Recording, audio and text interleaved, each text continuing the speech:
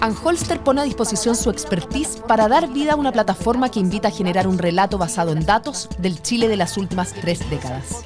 Bienvenidos al podcast de Chile en 30 años, desde el retorno a la democracia al estallido social en datos, con la conducción de Connie Stivicic.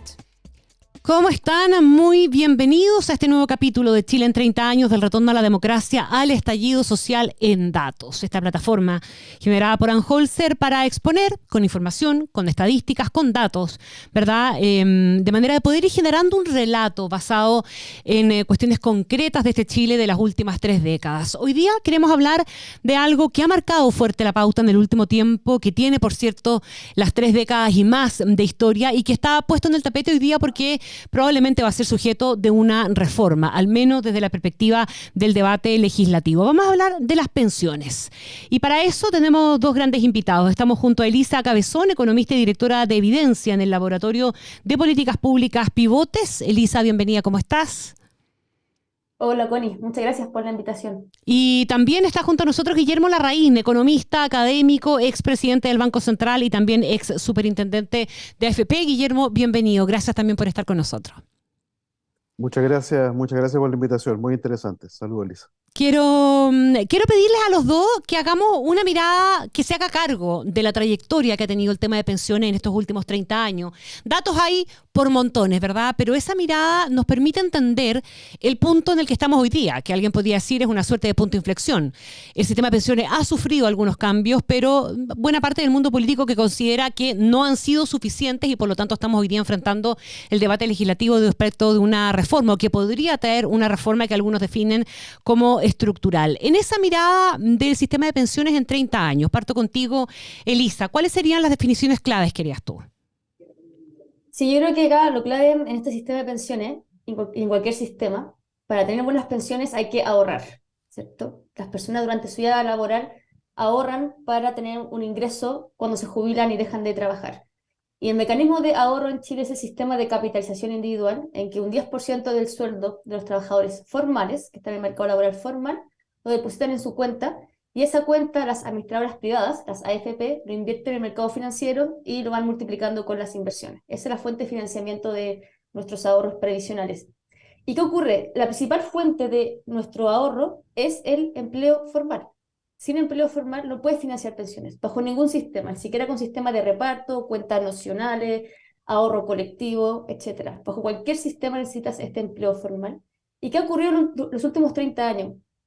La buena noticia es que el porcentaje de la población en edad de trabajar con empleo formal fue aumentando a través del tiempo. Desde el 2003 hasta el 2013 pasó de un 24% a un 36-37%, aumentando.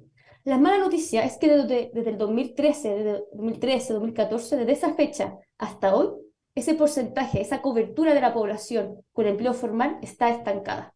No ha tenido cambios relevantes. Y ese cambio, ese aumento de la cobertura del empleo formal va de la mano con el crecimiento económico. Esto te lo muestra la literatura internacional y también se ve con Chile. En Chile se ve que a medida que el PIB per cápita crece, la cobertura del empleo formal también va aumentando. Más personas participan de este empleo formal.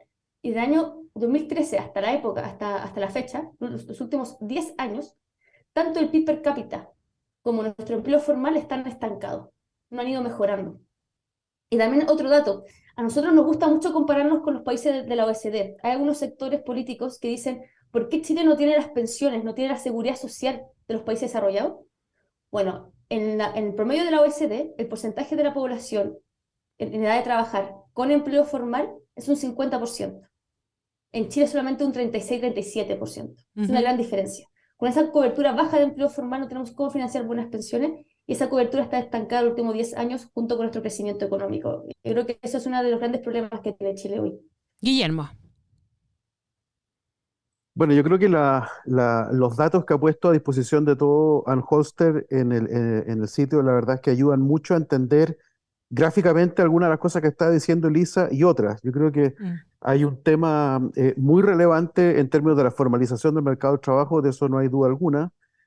Pero yo quisiera centrar la atención en más bien el problema político subyacente. Yo creo que Chile ha tenido un problema político para ir resolviendo los desafíos del sistema de pensiones, que se pueden ilustrar en dos cosas súper claras. La primera fue justamente respecto de la obligación de cotizar de los trabajadores independientes. El trabajo independiente es un trabajo perfectamente formal, perfectamente bueno que exista, pero había una gran distorsión que los trabajadores informales no estaban obligados a cotizar. Y de hecho eso de alguna forma inducía una cierta contratación por la vía del trabajo independiente en lugar del trabajo dependiente formal. Eso se aprobó, la obligatoriedad se aprobó en la reforma del 2008. Así fue. Y desde el 2008 hasta hace no poco tiempo, la verdad es que el sistema político no fue capaz de dar el puntapié inicial a esa obligación. Yo creo que es un problema político que subyace a lo que decía Elisa y que en realidad Mm. está fuera del sistema de pensiones, pero afecta fuertemente al sistema de pensiones. Lo segundo tiene que ver con la cotización del 6% o del 5% en su minuto cuando lo planteó el presidente Piñera en el año 2013 y que hasta el día de hoy no hemos sido capaces, ya 10 años discutiendo esto, de empezar a avanzar en alguna forma de utilizar esa cotización. Si es que lo hubiéramos hecho en su minuto, cosa que el sistema político no hizo, en su minuto, hoy día los problemas serían distintos, serían de otra envergadura. Yo creo que ahí el problema, el sistema previsional está recibiendo de alguna forma las fallas del mercado del trabajo, pero también las fallas del sistema político y ambas le han pegado fuertemente al sistema de pensiones y nos tienen efectivamente en esta situación precaria en la cual hay un cuestionamiento a su legitimidad, a su eficiencia y que yo creo que de lo cual tenemos que salir pronto. Déjame preguntarle a los dos entonces, si de alguna manera ese diagnóstico de ustedes fuera más compartido por buena parte de quienes hoy día quieren reformar el sistema, porque no estamos atacando los problemas del mercado laboral, ni tampoco estamos atacando estas otras cuestiones que pone Guillermo sobre la mesa, sino que estamos queriendo hacerle una reforma estructural al sistema de pensiones. Entonces, ¿no estaremos errando de nuevo el camino, Elisa? Sí, mira, yo comparto mucho lo que dice Guillermo.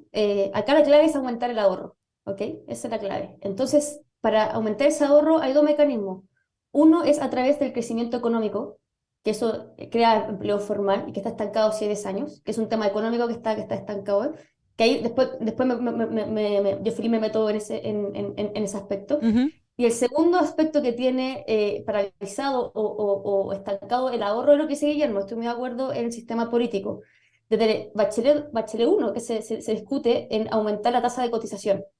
Desde la Hoy Comisión es Marcel. un 10%, es un 10, claro, y el promedio de la OECD es un 18, casi el doble.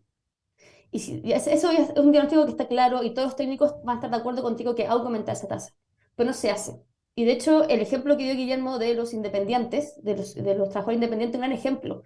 A los trabajadores nos costó muchos años en aumentar un punto, que cotizaran un solo punto de su sueldo, costó mucho. Eso muestra que en el sistema político hay problemas que hay que resolver. Y otro problema, y que ya se ve en los países europeos y que también ocurre en Chile, es que este ahorro que logramos con las tasas de cotización y con el empleo formal, tiene que financiar un periodo de jubilación que cada vez es más largo. Claro. ¿Por qué? Porque las personas cada vez viven por más tiempo. Acá un poco un tiempo para tener perspectiva. Cuando se creó el sistema de pensiones, en 1982, la expectativa de vida de los hombres a los 65 se esperaba que vivieran por 17 años más. Los actuales trabajadores que se jubilan en el año 2062, se espera que tengan que financiar sus pensiones por 24 años. O sea, pasamos de 17 a 24. Un poco para tener perspectiva el gran desafío que nos toca tener. Y para eso tenemos que incentivar y subir la edad de jubilación. Y eso es un aspecto que en política es tabú. Tú hablas de este tema y es tabú, y eso también es un tema que tarde o temprano vamos a tener que resolver, y ojalá más temprano, porque mientras más tarde, esta bola de nieve va a ser mayor y puede generar más daño. Guillermo, ¿cuándo dirías tú que comenzaron a quedar en evidencia estas situaciones? Yo te diría, alguien podría decir la debilidad del sistema de pensiones, no solamente del sistema, sino que todas estas otras cosas también. La necesidad, ¿verdad?, de subir el porcentaje, la necesidad por lo tanto, también de aumentar el ahorro, estas debilidades del mundo político, porque sería bueno recordar la cantidad de tiempo que llevamos con un diagnóstico bastante elaborado, ¿verdad?, al cual se le han ido colgando distintas soluciones que tampoco se aterrizan en definitiva. Sí, yo diría que desde los años 2000, inicio de los 2000, que quedó bastante claro que tal como estaba el sistema en aquel entonces era insuficiente para poder responder a las necesidades de este mercado del trabajo, de esta economía, con esta informalidad con esta volatilidad entre personas que pasan de la informalidad a la formalidad dependiente, a la formalidad independiente. Entonces hay mucho turnover ahí en el mercado del trabajo que lo complica. Yo diría que eso quedó bastante claro. Un paper que publiqué yo con la Solange Bernstein y con Francisco Pino en la revista latinoamericana de Econometría, donde ahí mostramos que el problema del sistema de pensiones no era que hubiera una gran carga fiscal pendiente por la pensión mínima de aquella época, el año 2003, sino que era muy poca gente iba a alcanzar los requisitos para pensión mínima. Y ya empezó la discusión sobre cómo cambiar el pilar solidario, cómo incrementar los niveles de ahorro. Ahora, yo quisiera referirme a otra cosa que tú planteabas en tu pregunta anterior, Connie, porque yo creo que los sistemas tienen que ir evolucionando, Sí, no claro. pueden quedarse estancados, tienen que evolucionar. Y lo que tiene el sistema chileno es que hasta el año 2008 lo que tenía era básicamente puro ahorro individual, muy poco sistema de solidaridad, y lo que le falta es solidaridad. Entonces, lo que hizo el sistema de solidario, el pilar solidario, fue agregar un tipo de solidaridad que es platas que vienen desde el gobierno, desde el fisco, digamos, y que se distribuyen por distintos mecanismos que se han ido perfeccionando para complementar las pensiones de las personas de ingresos más bajos. Lo que nos está quedando por mejorar son las pensiones de la clase media, incluso te diría clase media alta. Eso no se va a hacer con más ahorro individual como se está planteando, como lo dijo Elisa, acá eso lo hemos conversado bastante con Elisa y acá tenemos una diferencia de opinión. A las clases medias y clases medias altas, la pensión solidaria algo les ayuda, evidentemente, pero sus ingresos son lo suficientemente más altos como para que el efecto, digamos, de protección que implica la pensión, la PGU, sea bastante bajo. Entonces hay que allegar formas distintas de solidaridad y en el trabajo que estuvimos trabajando con Elisa en CLAPES, que nos convocó CLAPES, ahí quedó claro que había que incorporar un mecanismo nuevo de solidaridad. Entonces yo no creo, Connie, que tengamos que reemplazar este sistema por otro, pero sí tenemos que ayudarlo a que evolucione, agregándole instrumentos, agregándole lógicas que le enriquezcan su forma de solucionar los problemas de pensión. Y vamos a solucionar las cosas si no metemos esos otros temas que Lisa mencionaba como temas tabú, ¿verdad? Pero que son parte de la problemática de las pensiones en el mundo, ¿ah? Porque son varios los países, si uno se mete a las páginas internacionales, no sé, solo por colocar el ejemplo más vistoso de todo, el que acaba de enfrentar Francia con la reforma de pensiones de Macron, por el aumento de la edad de jubilación. Ese es un debate que está instalado en el mundo entero y del cual acá no se habla porque es un tema tabú. No se habla del mercado laboral, no se habla, ¿verdad?, de la informalidad y no se habla, probablemente ustedes tendrán más claras otras cosas que yo no esté nombrando. ¿Qué cosas estamos dejando fuera de esta conversación? Porque finalmente pueden terminar siendo problemas políticos, Elisa. Sí, mira, partiendo por el tema de Francia, ¿cierto? Que en Francia el presidente quiso aumentar por 2 años La aumentó. de la edad de jubilación de 60 a 62 por decreto, claro, aumentó por decreto y el costo político fue muy alto. Chile tiene una ventaja respecto a Francia, ¿ok? Porque en Francia es de reparto. Entonces, ese aumento de 2 años, esa postergación, los que salen perjudicados son los jubilados, porque en vez de reciben su pensión 2 años más tarde. ¿Ok? Y eso alivia a la clase trabajadora que Que tiene es la que paga las cotizar menos pensiones. para pagar las pensiones. En caso de Chile, tiene la ventaja de que, primero, este envejecimiento de la población no afecta a los trabajadores, sino que afecta a los jubilados porque su ahorro tienen que distribuirlo por más tiempo. Pero tiene la ventaja de que al postergar su jubilación, su ahorro al estar más tiempo invertido en mercado de capitales y a la vez que ese ahorro va a tener que pagar menos pensiones por menos tiempo, eso provoca que al postergar su jubilación, su monto de pensión aumente. Claro. De hecho, nosotros hicimos el cálculo, una mujer que se jubila a los 61 en vez de a los 60, su pensión puede aumentar hasta un 15%. En el caso del hombre lo mismo, si un hombre se jubila a los 66 en vez de a los 65, su pensión autofinanciada también aumenta en un 17%. Es bastante relevante ese aumento. Entonces acá la duda es, ¿por qué las personas voluntariamente no postergan su jubilación si ellas mismas adquieren esa ventaja de que su pensión aumenta? Ahora, pero yo entiendo que lo hacen, ¿ah? Y hay números en la misma página de Anholzer de los 30 años que muestran que hay porcentajes no menores que se jubilan igual, por lo menos un par de años, incluso las mujeres todavía la postergan más. La pregunta es por qué la autoridad se resiste o el mundo político se resiste a poner este tema sobre la tabla, Guillermo. Bueno, ese es el gráfico justamente que estaba pensando, pero Mm, fíjate que es interesante como, sobre todo en el caso de los hombres, la edad efectiva de jubilación ha venido bajando. Es más que los 65, sí, pero ha venido bajando. Y yo creo que el problema que tiene el sistema de capitalización individual para este tema es que como supuestamente lo que justifica la obligatoriedad de cotizar es que cuando uno es joven es miope, uno va perdiendo esa miopía claro. precisamente porque el cálculo que hizo Elisa lo debiera poder hacer una persona ya a los 60, 61, 62 años. Debiera entender que postergar un año la jubilación le serviría mucho en incrementar el monto de la jubilación. Lo que vemos, sin embargo, es que no ocurre. Ahí lo que vemos, lo Mm, que ustedes ven es que no ocurre. La gente se está más bien quejando porque las pensiones son bajas, pero se está jubilando crecientemente antes. Y eso antes. es una contradicción. Mm, Entonces, yo creo que ahí hay un tema tabú, es en parte un tema de educación financiera, mm, pero probablemente refleja otras cosas también. También refleja algo que no hemos conversado ahora, que es el mercado del trabajo a esa edad, sí. que también es distinto. Es muy complejo lo que pasa a esa edad en el mercado del trabajo. Las empresas lo que quieren es tener trabajadores jóvenes y hay un tema ahí que es muy complejo O sea, la única fuente de ingresos posible a esa edad pasa a ser la jubilación, digamos. claro. Claro. En algún minuto, además, en algún minuto en los años 90, 90 y tanto, teníamos, hasta los 2000, incluso me tocó a mí siendo superintendente, teníamos incentivos pésimamente mal puestos a los niveles de las fuerzas de ventas, de las compañías de seguro y de la AFP, que adelantaban mucho el proceso de jubilación anticipada y eso le hizo muy mal a mucha gente. Mm.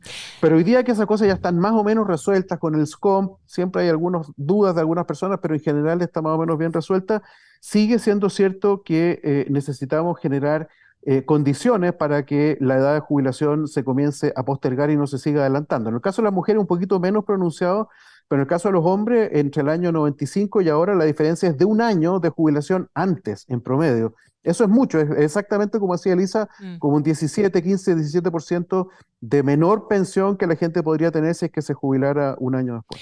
En una mirada como media de resumen de estos 30 años en el tema de pensiones, la Elisa recordaba el sistema partió en el año 1982, las primeras grandes reformas se comenzaron a hacer mucho más tarde.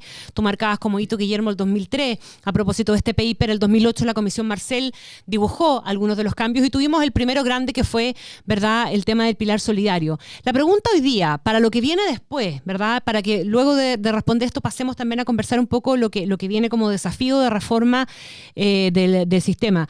Tenemos después de todo este periodo de tiempo, después de todos los diagnósticos que se han hecho, malas pensiones en Chile, se pagan pensiones de miseria, como se dice, tanto uno escucha, ¿verdad?, en los debates en nuestro país, o hay a lo mejor una mirada mixta de este tema, Elisa.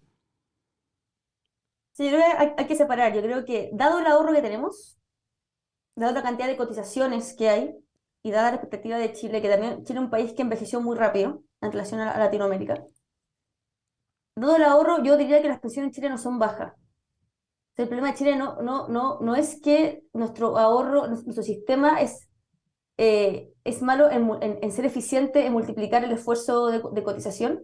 El problema es que el ahorro en Chile es bajo. Y más encima bajó más todavía con la pandemia, con los 3 retiros de pensiones. Ahí desahorramos más todavía. Ujú. Entonces, acá la clave es fortalecer ese ahorro. Y para eso se hacen de dos formas. Uno es subir la tasa de cotización. Y ese diagnóstico está compartido transversalmente Sí. desde gobierno de izquierda a gobierno de derecha. El De diablo que está en una los razón detalles, el diablo está en los claro, detalles ahí, sí. pero sí, como diagnóstico general, sí. Y el segundo es que hay que aumentar la cobertura del empleo formal. Y eso va de la mano con el crecimiento económico en Chile. Ujú. Y lo que yo veo acá en el crecimiento económico está un poco estancado porque veo que hay pocas medidas que ayuden a incentivar, a facilitar el crecimiento de las empresas y de los emprendimientos. Yo creo que hay muchos cambios que se pueden hacer para bajar en la mochila al crecimiento de las empresas que son las que generan el empleo formal. Guillermo. Mira, yo creo que la PGU ha resuelto bastante el problema del nivel de la pensión para los sectores más bajos. ¿Ah? Yo creo que eso, la PGU hay que recordar que lleva 2 años de vida, o 3, ya no sé, pero que es como la tercera etapa de una mejora que ha tenido en los componentes de solidaridad desde el Estado. Hasta antes existía una pensión mínima y pensión asistencial, que la verdad es que no servían para nada, y eso quedó claro con el paper al cual hice referencia recién. Luego se intentó una forma distinta con el pilar solidario que nació con la reforma del 2008, que tenía sus virtudes, pero claramente no fue capaz de resolver el problema de las personas de ingresos más bajos, y luego ahora parte con la PGU. Como es Mm. universal, efectivamente eso le genera un nivel de pensión a los sectores de ingresos bajos que es bastante significativo, pero nos queda el problema de la clase media. El problema de la clase media, los profesionales, digamos, algunos comerciantes, personas así, es que ingresaron al mercado del trabajo al final, durante la gran transición económica chilena de apertura comercial, que fue acompañada de enormes tasas de desempleo desde el 76 hasta el 88, 12 años de tasa de desempleo muy alta. No solo eso, sino que además con mucha informalidad en aquella época, sin ninguna obligatoriedad los trabajadores independientes de cotizar. Entonces traemos una mochila de gente que se está empezando a jubilar ahora y que no cotizó durante 1, 2, 5, 10 años, 15 años, que fueron los primeros, y que en un sistema de capitalización individual eso le pega mucho en su pensión final. Claro. Esas mismas personas que tienen poco ahorro acumulado, sin embargo, tuvieron buen desempeño laboral. Y lo que ven hoy día es que están terminando su vida laboral con buenos niveles de ingreso, con buenos niveles de calidad de vida en términos de casa propia, en términos de auto, incluso algunas personas que pueden tener segundas viviendas, cosas como esas, o inversiones por su cuenta, pero que la pensión les quedó baja por este problema que tienen arrastrado de mucho antes. Y es por eso, Connie, que yo soy un ferviente creyente que tiene que haber un esquema de solidaridad adicional para esa gente, que es bastante, son grupos que pueden ser 30, 40% de la población, y que efectivamente el nivel de pensión que ellos están logrando, no los más pobres, porque a la PGU a ellos les cae Las bien, cobra. pero este nivel de clase media sí necesitan un apoyo adicional, y Ya. que es lo que Ese, parte de la cotización debería ir a ellos. claro, ese es un diagnóstico compartido. El tema, como yo decía, medio riéndome, el diablo está en los detalles, ¿verdad? Y es de qué manera, a quién le cargas tú finalmente ese incremento de la cotización, quién lo administra, cómo. Ahí es donde tenemos efectivamente dificultades Claro. grandes. Y el problema es que de repente centramos demasiado el debate solamente en eso y vamos descuidando estas otras cuestiones que ustedes han puesto sobre la mesa, que son temas súper relevantes. Hay un diagnóstico compartido. Hagámonos cargo de las diferencias entonces, Elisa. No, mira, es un tema que yo con Guillermo lo hemos hablado, de hecho, y una vez lo hablamos por teléfono largo, y se discutió mucho en la mesa de claves, y también en la mesa de la CPC también se habló. Hay dos temas. Un tema es aumentar el ahorro, ¿cierto? Que eso va de la mano con aumentar el mercado laboral formal, el crecimiento y la tasa de cotización. El otro tema es el tema de la solidaridad, esta distribución. Yo comparto con Guillermo su diagnóstico. De hecho, escribí una columna en el Mostrador que decía lo mismo. Con la PGU, los más vulnerables están cubiertos, están bien cubiertos con esta PGU. El problema está con la clase media, la gente que gana sobre 600.000 pesos para arriba y que terminó con un sueldo de 1 millón de pesos. Ellos tienen tasa de reemplazo baja, incluso con la PGU. Entonces, yo también creo que es justo que esas personas que enfrentaron un mercado laboral muy precario cuando comenzaron cotizando, ¿cierto? En los 90, en los 80, es muy justo de entregarle un mecanismo que los pueda ayudar.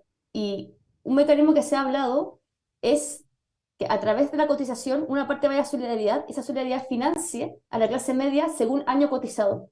Entonces, por ejemplo, que alguien logró cotizar 30 años, pero partió con sueldo muy bajo porque Mm. entró en un mercado donde el país era muy pobre, entonces tenía sueldo bajo. Entonces, es que yo creo que es justo que hoy la gente que está trabajando hoy en Chile, que está con un PIB per cápita mucho mayor, lo subsidie o lo premie con una solidaridad en base a la cantidad de años cotizados. Y yo creo que también da una señal correcta, porque tú estás beneficiando a la gente que cotizó, que estuvo en el empleo formal. Y eso puede llegar a la clase media, que está con tasa de reemplazo baja, incluso con la PGU de hoy. Ujú. Guillermo. Perfecto, totalmente de acuerdo. La propuesta del gobierno es 0,1 UF por año cotizado, de solidaridad intergeneracional, exactamente lo que está diciendo Lisa. Yo creo que es un buen punto de partida. Creo que se está logrando un cierto nivel de acuerdo, y vamos quedando. Yo creo que los niveles de desacuerdo que hay tienen que ver con cosas como cuál va a ser el rol del Estado en administrar parte de esta cotización. Creo también que hay acuerdo, me parece que hay acuerdo, ¿no?, en que la gestión del ahorro tiene que ser diversificado, y por lo tanto tiene que haber múltiples actores privados que estén gestionando ese ahorro, no obstante que pueda haber también un administrador estatal, una especie de AFP estatal nueva.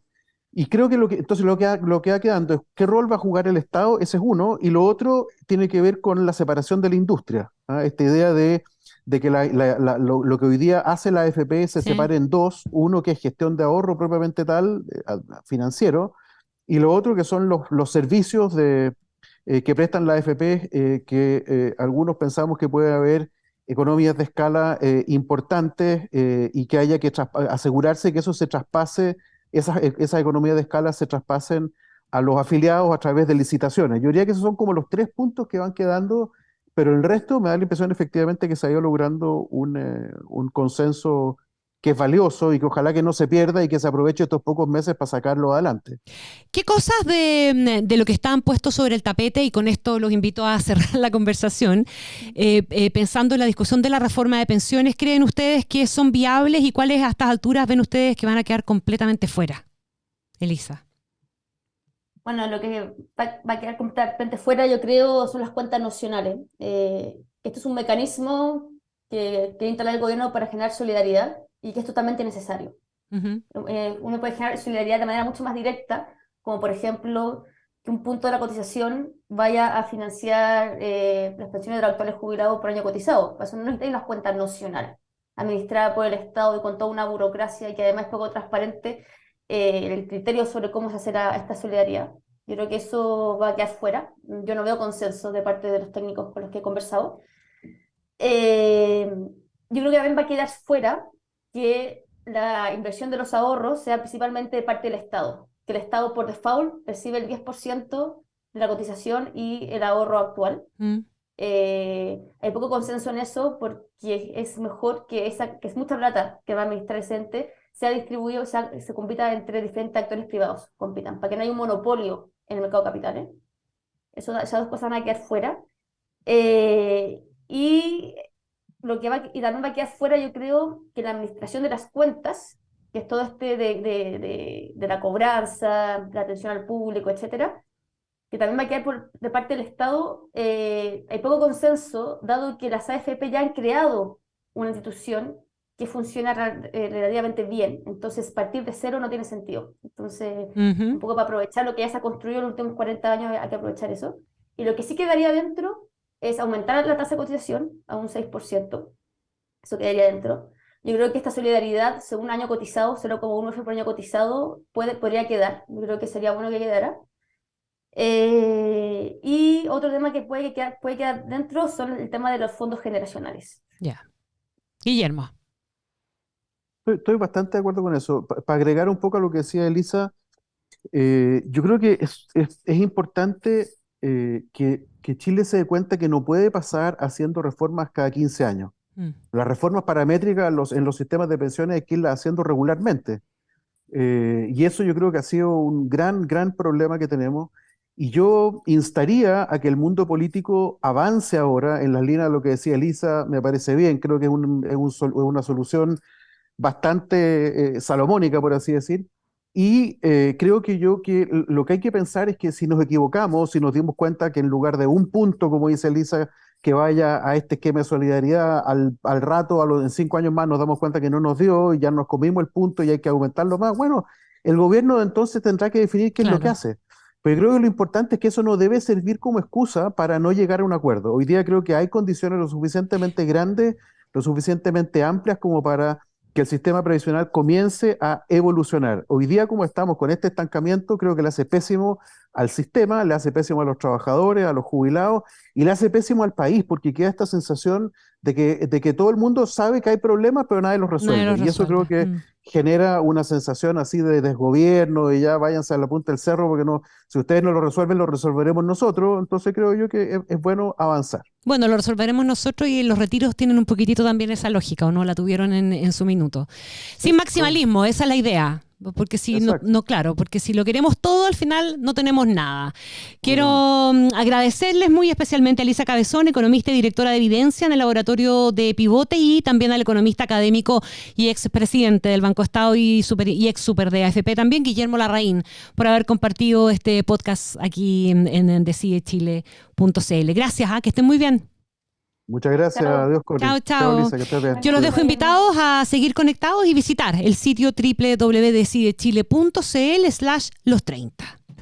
Anholster pone a disposición su expertise para dar vida a una plataforma que invita a generar un relato. Anholster pone a disposición su expertise para dar vida a una plataforma que invita a generar un relato basado en datos del Chile de las últimas 3 décadas.